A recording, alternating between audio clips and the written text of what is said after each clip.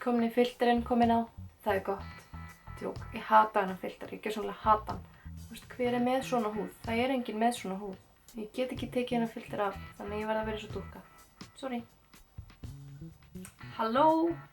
Svolítið svona casual setup hjá mér í dag. Ég upp í rúmi og já, ég með bleikar augabrúnir. Það fór sennilega ekki fram hjá ykkur og hárið allt í rugli og ég lít svolítið út eins og gemura.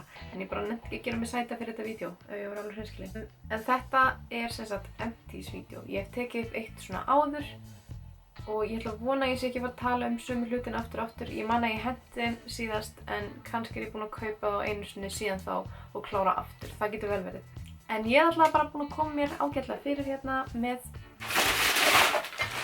empties pokan minn og við skulum bara fara í gegnum dótið. Þetta gengur bara út af það að ég segi ykkur sérst frá þessari vöru sem ég þá búin að klára og segi ykkur rauninni bara frá því hvort mér langi þess að kaupa hana aftur eða ekki.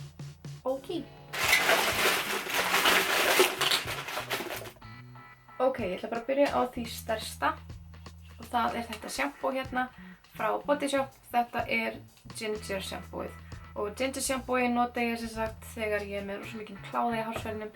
Ég með XM og fæ svona alveg ofsa kláða, það ógeðslega óþægilegt og ef ég fæ mér svona einu sinni, tvisvar, þrisvar með þessu sjampóið þá bara fer kláðinn. Ég reyndar búin að vera laus við þetta vandamál núna í nokkra mánuði en ég mæli allavega alltaf með Ginger sjampóinu fyrir þá sem eru annarkvort með þurran hársvörð eða bara svona krónískan kláða í hársverðinum eins og ég.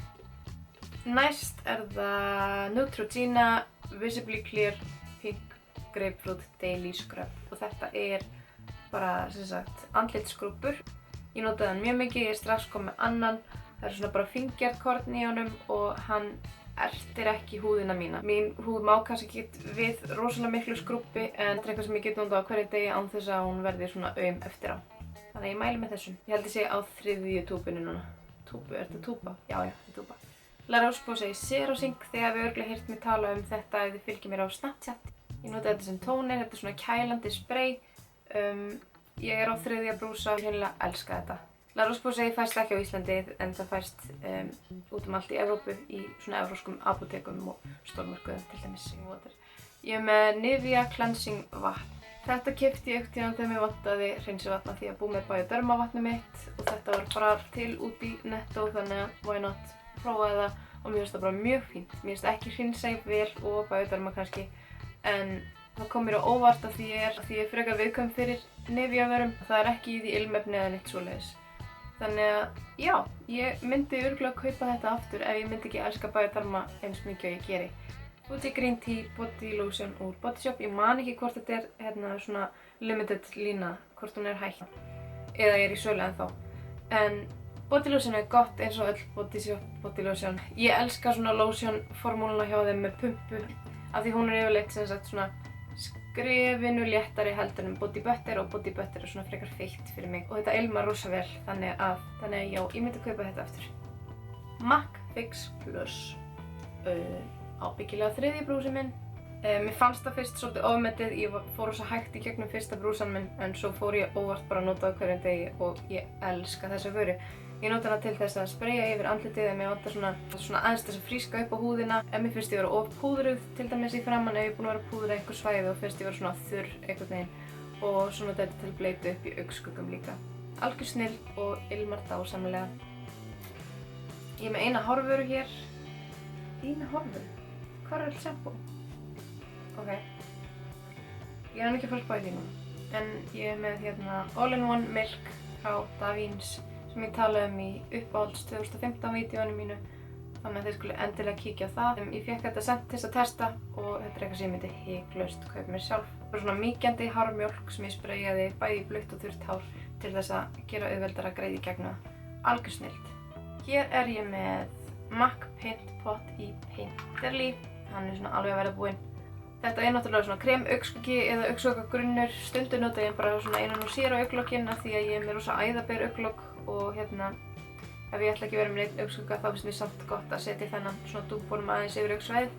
En annars hann líka bara svo rosalega góður primer af því að það tollir allt sem sett ofan á hann og kemur svona allir litir koma sterkar út og svoleiðis. Þannig að já, ég myndi kaupa þennan aftur og þetta líka númer 2 held ég. Ég er með 2 maskara. Annars verður ég með Lancome, Hypnose, Volume Porter. Ég veit ég segi þetta í svo algjör hálfviti. En þetta er allavega maskara sem kom út í sumar, minni mig. Og mér finnst hann algjör snilld. Burstin er mjög þægilegur. Það eru mjög stutt hárin og þetta er gúmmíbursti. Það er það sem ég finnst svo mikil snilld af því ég er með náttúrulega alveg hvít augnhár. Þá þarf ég maskara sem ná að bursta alveg í rótina, annars kemur svona bil á milli. Og mér finnst hann mjög góður. Og svo er ég með Maybelline Less Sensational sem er þessi hérna gaur með svona sveigðum bursta. Ég notaði þennan langmest á árinu og ég er á gaur nr. 2. Hann er bara algjörlega frábær og mér finnst það að vera svona í sama gæðaflokki og kannski maskarar sem eru 2-falt dýrari. Þannig að já, ég mæli hiklaust með þessu. Ég held ég hafi ekki talað þennan farða í síðasta vídeói, en hann er samt, það er svolítið langt síðan að kláraðist hann. Þetta er Kat Von D Lock-It Tattoo Foundation og þetta er eiginlega besta make sem ég hef prófað. Það er alls ekki allra, ég veit að sumir gjörsamlega hata þetta make, en mér finnst það æðislegt, það þekur rosalega vel. Og áferðin er svona einhvern veginn semi-mött kannski, en samt. Ég veit það ekki alveg. Og ég blandaði líka stundum saman við léttara make svona svo sé ekki alveg svona mikið. Þetta make finnst mér algjör snill og þetta fæst í Sephora. Hér er annar farði. Þetta er Maybelline Dream Wonder Nude Fluid Touch Foundation. Og þetta er svona léttur og svona silkikenndur farði. Ég er á öðrum gaurnum mínum núna. Þetta er eitthvað svona sem ég greip stundum í svona dagsdaglega. Og mér finnst gott að nota með bursta, hann er það fljótandi að ég nota hann ekki með beauty blender eða neins svoleiðis af því að hann myndi bara draga hann í sig.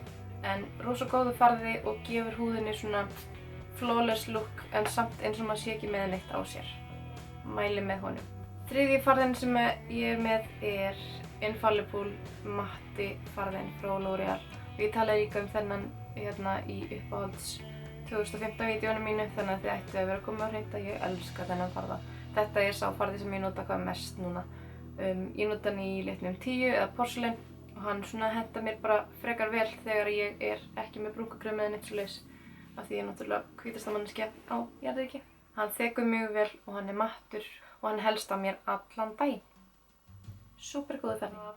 Hér er önnur L'Oreal vara. Þetta er Nude Magic CC krem og þetta er frekar dökkt fyrir mig þegar ég er bara svona venjuleg eins og núna, mjög hvít.